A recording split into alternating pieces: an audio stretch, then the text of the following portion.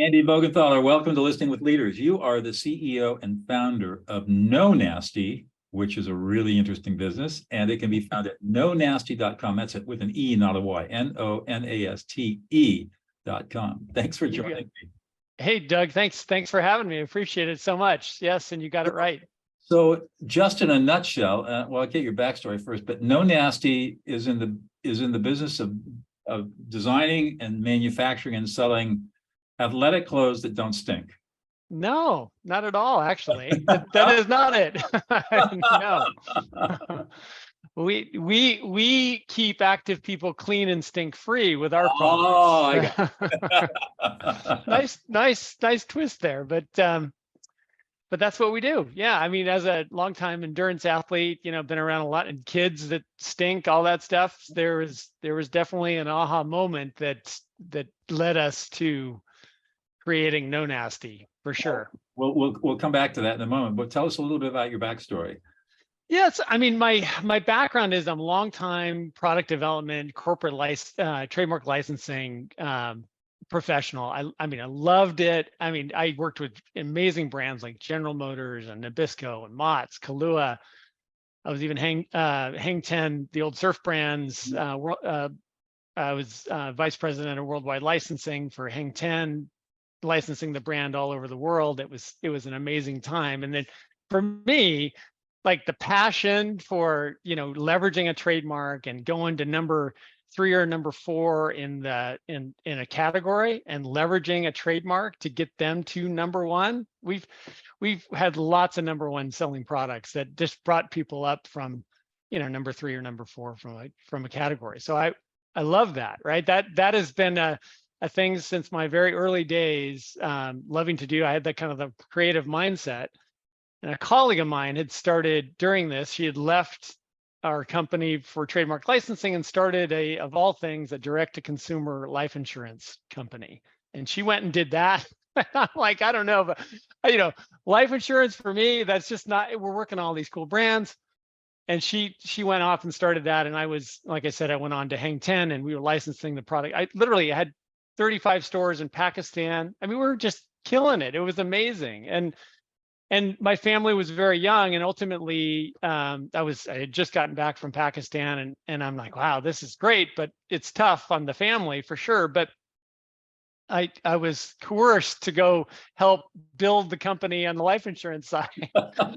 And so, I mean, I really had no interest in life insurance, but after listening to her, I said, there is an opportunity to kind of think differently, and maybe there is a way to build this into something kind of cool and different. And I reluctantly went there. And after kind of looking at the business model, I was even more reluctant and wanting to go back to it. But I did think that there was an opportunity to do something different in that category. And ultimately, I brought in AIG, and they ultimately acquired us in 2007. Wow. And so that was kind of the ride there. And in that period of time, I've always been an endurance athlete, marathons and triathlons and all that stuff. And we eventually sold to AIG. And at that point in time, Doug, that, I really kind of did some soul searching, right? It was a matter of, what am I going to do? I mean, I'm getting pushed into more of a corporate role. It's not as entrepreneurial as it used to be. Of course, we sold in 2007 and 2008 when the whole world blew up, right? Good timing. And it was centered around AIG. Right. So it was like, I really had, I did some soul searching on that, and I said, what can I do to give back? And so I started a company called Race Guards, like lifeguards. Mm-hmm. And what we do is we bring endurance athletes that are also medical professionals, and we run in pairs with uniforms and medical packs that keep an eye out for people that need things along the way. And from my own experience, running marathons and triathlons, I mean, there's a lot of stuff that happens out of the course that they don't even know what's going on. And certainly it's never at the aid stations. So this idea was an opportunity to do something to give back to sport. And Cool. I did that. And AIG actually was our first sponsor for that. And we grew that, and it's still going on today. Really? So you can actually send people out onto a course that are medically trained to help people who are having problems.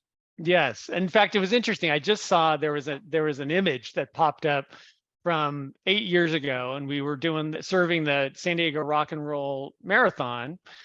And we had a team, I don't know, 40 race guards, I think maybe a little over 40 race guards out on the course. But that day, that picture of our team, we helped over 600 people that day in that race, because it was hot, it was all that stuff. But most of the time, the good news, Doug, it's like blisters and chafing and cramping, and we solve all that real easy, so everybody has a great race before it turns into a big deal. But we're also there, when things go bad, and we, CPR and all of that, and we've saved lots of people. In fact, a year ago, I even had to do CPR on somebody, and fortunately they lived. But for the most part, it's about having people have a more enjoyable race time out there in the course, and taking care of things before they turn into a big thing.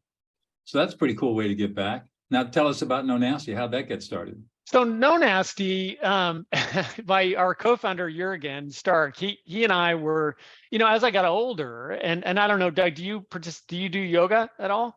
Tai Chi. Yeah, Tai Chi. So that's great. So yoga for me was, and in fact, honestly, I have to be very candid about this, because when I was doing all the triathlons and running and all this stuff, I'd have people in our company say, "Hey, Andy, did you work out today?" I'm like, "Yeah, I went for a run or whatever." And I asked them about them, right, and what they did. And some of these people would say, "Oh, I did yoga." And at the time, I was like, "Yoga, that's not a workout. Come on, that's no workout." It's pretty tough. But I had that reality check when somebody had told me to, try out Core Power Yoga and, give it a shot, and they get a free week. And it was a game changer for me. Honest to God, I had no idea. And, as I'm older, I'm not as flexible. I need to mix things in. It truly was a game changer. But my co-founder, Jürgen, and I were in a class, 6 a.m. in the morning. And this guy comes rolling in a little late to class, which is not a good thing anyway, as you know. But he comes rolling in, and he flops down his gross mat, and the room starts heating up, and this funk and stench starts coming up right in between where Jürgen was and where I was, and it was just brutal. and I've been around, kids that play lacrosse, and I mean, it was awful. So So Jürgen actually talked to this guy, Kevin, Stinky Kevin, as we call him in that's who it is. And so Jürgen said, "Hey, you might want to get something." And because of Race Guards and one of our sponsors that actually does anti-chafing, and they also had a laundry detergent that actually lifts and removes, gunk from, our uniforms and our medical packs were so gross. So I knew that there was an idea, and there was a formula perhaps that could take care of this stuff. And yoga was on its, way up, and this is right before COVID. And I thought, hey, what about this idea of Nonaste as a play on Namaste, the way it's spelled, Right. Nonaste, right? So like everything we do, we start with research, and then we created a little sample website to bring an audience together to see if they would like it, to see what they liked and what they didn't like.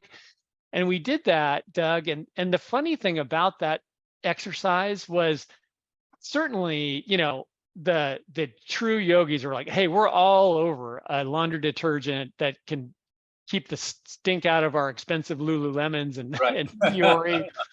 But what was the aha moment for us in that research was, hey, we do other stuff. We run, we have kids that play soccer and lacrosse, and they stink, and and their cleats are gross. And so we want odor spray, hand sanitizer. We even want something, when you come back from a run to your car and you're all sweaty, what about like a seat protector or, those kind of things. So the light bulb kind of went off, and we knew we couldn't make it all yoga specific. And that's where, our branding kind of came into play. And I don't even know if you can see it very well, but I will try here. If, our brand, it's just awesome, right? It came out really, really neat. It's not yoga specific, but it's very high end, very premium, soft touch bottles. And the product itself works amazingly well. So this is stuff you launder your clothes with. So yeah, laundry detergents are kind of our halo products. There's and it's not. I mean, there's science behind this because what Tide and some of those other big brand names. What main big brands do is they make you think your clothes are clean because they smell great, right? But that's because they put fragrance in there that actually gets trapped into your fabrics. And so with activewear, it's synthetic fabrics traditionally that traps all the oils and bacteria inside your in your activewear there. And so you need something to lift and remove it. And we leverage enzymes and plant-based surfactants to actually do the magic behind the scenes on that. And it's it's not super easy, but or inexpensive, but it's very, very effective. And you put this stuff in your washing machine with your clothes. Washing machine. Yeah, it's just laundry detergent that you can either soak. One of the things that's so interesting, Doug, is that we have people like on Amazon that you can like if you're traveling and you go for a run and you come back to your hotel or camping or whatever, you can just hand soak it. In 20 minutes, it's amazing the gunk that comes out. We even have people that put clean clothes in there to test it, and all the gunk that comes out of their stuff is amazing. So that's kind of the deal on Nonaste. We're scaling now, we're Amazon and specialty retail and all that, but we're at that point now where it's like, it's the scary part where it's like we gotta get it over the hump because we need to make this thing big. Wow. So what is it that gets you really excited in the morning? Oh my gosh. I just, certainly people get me excited. I love people. That's one thing. I love sports. I love the fact that what sports do for people. And the biggest thing for me with sports is like, what are you going to do when things go wrong, right? That's the best thing about sports. I love that. And just, appreciating the fact that I live in a really nice area. I enjoy the terrain, the nature. I just love all that stuff, and being with friends and family, and enjoying all that stuff. So I get pretty jazzed up about all that stuff. So it's not hard for me to get jazzed up about waking up in the morning. What do you think it is that's unique that you bring to the business? I think for me, it's like I've always liked a challenge. Like when I was very, very young, I traded a bike for a motorcycle, fixed the motorcycle. There's a whole bunch of backstory stuff with my family, but traded a bike for a motorcycle, fixed the motorcycle, bought this old 1959 Edsel. Right. Yeah. And then I have, I still have that to this day, and also a whole bunch of cars since that time. But when people told me no about, oh, you're never going to fix it, it just got me so motivated to do something. And then by the time I turned 16, I drove that Edsel to the National Edsel Show and won Best of Show. So, determination, I think is something that I bring to the table, and then being pretty open-minded about just trying to, if there's something that's done a certain way, it doesn't have to always be that way. Why not make it better? Right. How did you get into endurance sports? It's interesting. When I was very, very young, I was always very athletic. As a kid, you're playing baseball, you're playing soccer, you're doing all those things. And I'll never forget on, I think it was ABC, Wide World of Sports in 1982, I think is when it was, when I saw Julie Moss crawling across the finish line of the Ironman, right? And I remember, I get goosebumps right now just thinking about it. It's crazy because I looked at that image on ABC Sports and I see her crawling to the finish line. Like, holy cow, she swam 2.4 miles. She rode 112 miles, and she's doing a full-on marathon, and she's totally zapped herself beyond nothing left. Yeah, nothing left. And so she's crawling, and I'm thinking, wow. And she ended up losing, even though in my opinion, she won that day, right? She ended up losing by the last, 20 yards to the finish line. And I looked at that and I said, one day I want to do that. I want to do that. And I was fortunate. I mean, it took forever. I mean, I didn't do it until I was, Ironman Hawaii until I was 37. But but it was motivation to me that the human spirit was just so amazing. Like that, how can you do that? Like now it's with technology and the way bikes are made now and the way shoes are made now, it's so different. But I looked at that and it really kind of formed me into not giving up until, and it's just such a good life lesson, you know, with Oh, yeah. because things are going to be thrown at you always. Yeah, I mean, I was unfortunately born with many disabilities. I couldn't walk until I was 3 years old. And today I'm a level 3 certified ski instructor. Used Yeah, to do a lot of love rock it. climbing, whitewater kayaker. Yep, I mean, all kinds of stuff that people said I'd never be able to do. that's right. You know that feeling, man. You know I do. exactly what it's like, and you never gave up. So you just, you know, you kept doing it, and look how you are now. It's impressive. Yeah, I'm 72 years old. I don't look it. Nope, I mean, don't feel it. But I feel it. I feel it. I think I got too many miles on the chassis. well, how big is Nonaste now? How many employees do you have? Well, we've got a core group of about 5 or 6, but we leverage 3PL, a strategic partner there. We leverage a bottle company that's part of it, all that stuff. So, you know, there's only a handful. You're outsourcing a lot of stuff to Yes, manufacturers. yes. So there's really only like 5 or 6 of us that are daily, like grinding on the business to get it to the next level. We need to hire some people. That's our next thing for our we need to hire a distribution person, which we're working on. We've got somebody that we think is going to be great. So it can't be Andy knocking on every single door every time, but but you know, hey, you do what you got to do. That's right. So the CEO does everything in the beginning. Oh, Chief cook and bottle washer. absolutely. Yep. Tell me about the importance of listening. In your whole career, you've done so many different things. How important has been listening to you? Well, I think listening is something that I think is overlooked all the time. And you want to tell your story. I feel like I'm telling the story too much now, and you're doing all the listening here in this case. But that's what I do. yeah, that's what you do.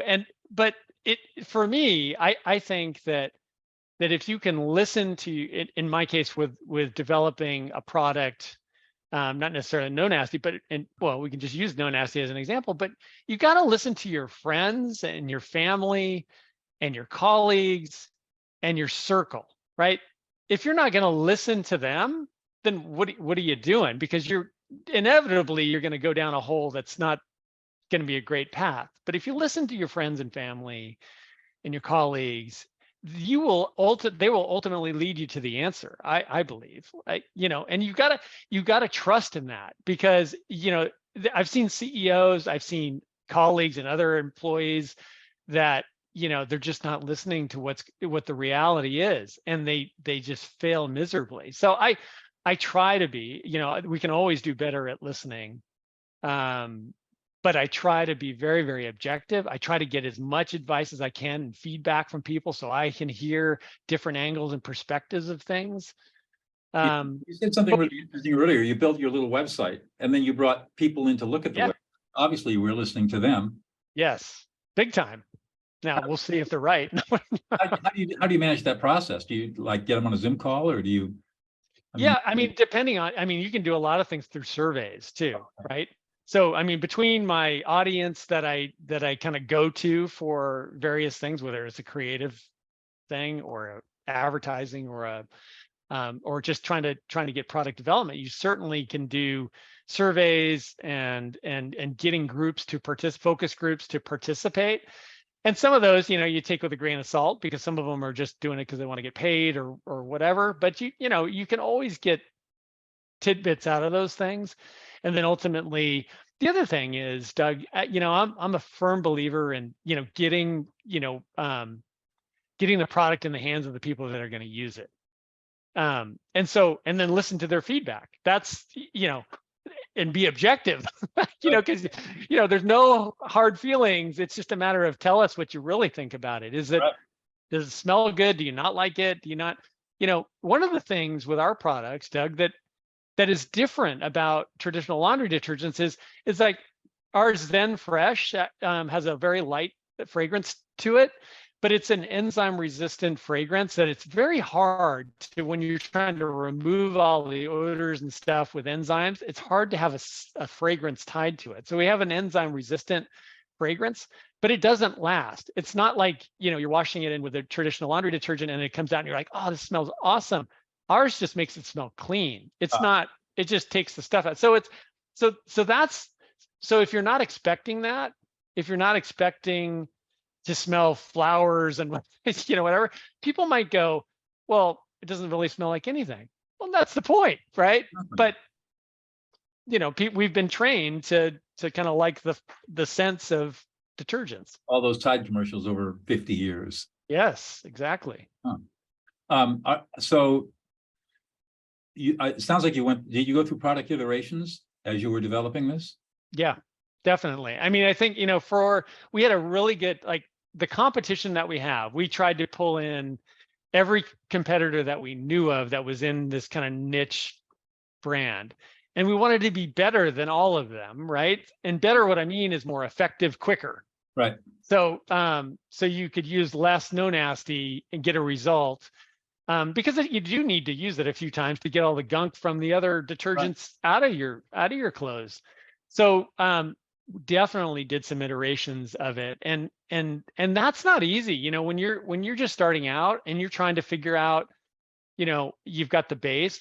I've been so fortunate, Doug, that I've had partners and formulators that they want to help, right? That they want to help, and they want to give you that chance to come up with something great. And I think that they get jazzed up, knowing that they're building something that's better than what's out there. So yeah, it strikes me that is that what you call them? Are the chemists basically? Yeah.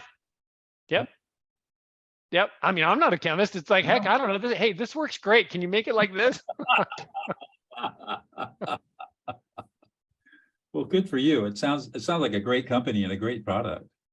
Yeah, we've got a long way to go. I mean, it's exciting, but it's also scary. You know the deal. It's just like it's like and I'm like at the serial entrepreneurial spirit.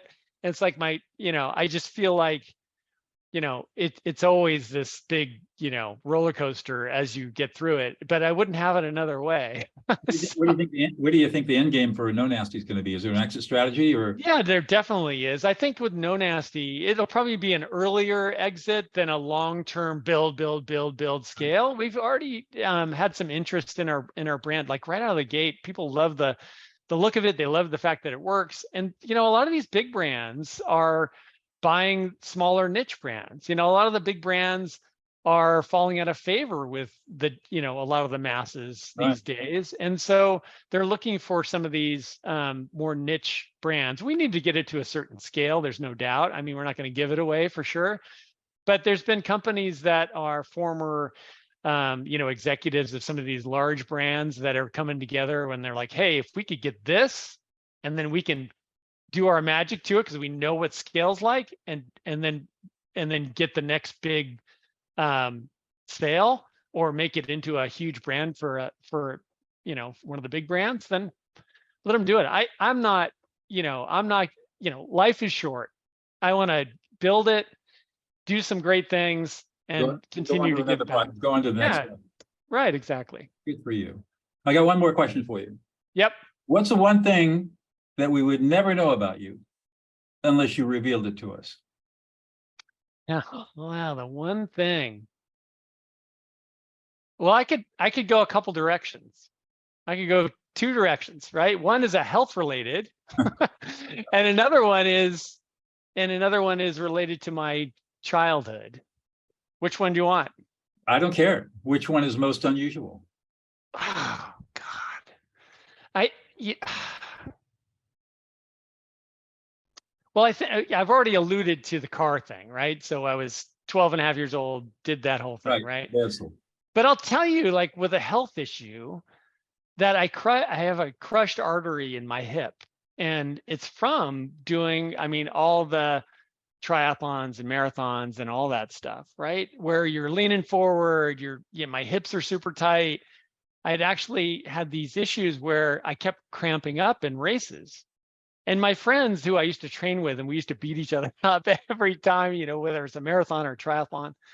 And I'd end up, okay through training, because you train at a slower rate than you do when you race. And then race day comes, and inevitably over the years, it started getting worse where I just cramp up in my left leg. And it's like, then you're doing the Igor shuffle all the way to the finish line. So, everybody's like, dude, like, what's up with you? It's in your head or whatever. And I would fight it, Doug. And ultimately I couldn't even walk across the street because like my leg would like struggle. And as an athlete, it's just like the worst thing. So I ultimately went in, they thought it was my back. So I went in for back surgery. I'm laying on the gurney. And I said to the doctor, I said, I don't, this just doesn't seem like it's my back. I mean, I'm laying here, I feel fine. It doesn't seem like that has anything to do with it. And he's like, oh no, it could. And I said, well, one of the nurses said my left foot's a different color than my right foot before I came in. He's like, what? So he pulls off the hospital socks.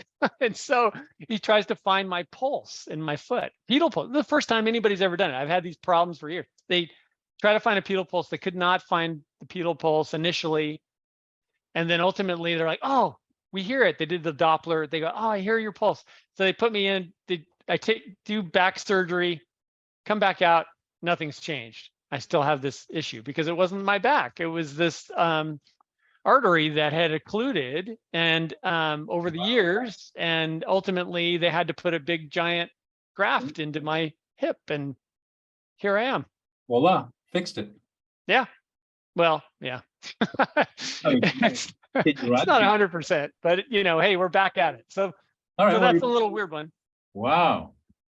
That's impressive. Yeah, you'd never think, when you're trying to do your training, you think you're healthy, you eat well, you do things to try to keep yourself in shape, but you never know, right? There could be some underlying thing that. Yeah. Wow. And that's listening. See, we come back to listening, right? Had the doctors been really listening, and I've got a buddy of mine, but you might want to interview him too. His name is Dr. Steve Beeson. He's amazing. He has a company called Practicing Excellence, which teaches doctors to be better doctors. And what they do is like listen to the patient. Absolutely. The patient's telling you exactly what's wrong. And in my case, I'd been telling them for years that what was going on, and no one ever took a pedal pulse. No one ever thought that it could be something vascular because I was younger and I was healthy and I ran all these things, and no one ever thought of it. So listening in that case could have saved me. Absolutely. Well, Andy, thank you so much. It's been a great half hour talking with you. What a wonderful conversation. What a wonderful life you lead, and you're very inspiring. Thanks for joining. Thanks so much, Doug. Appreciate it.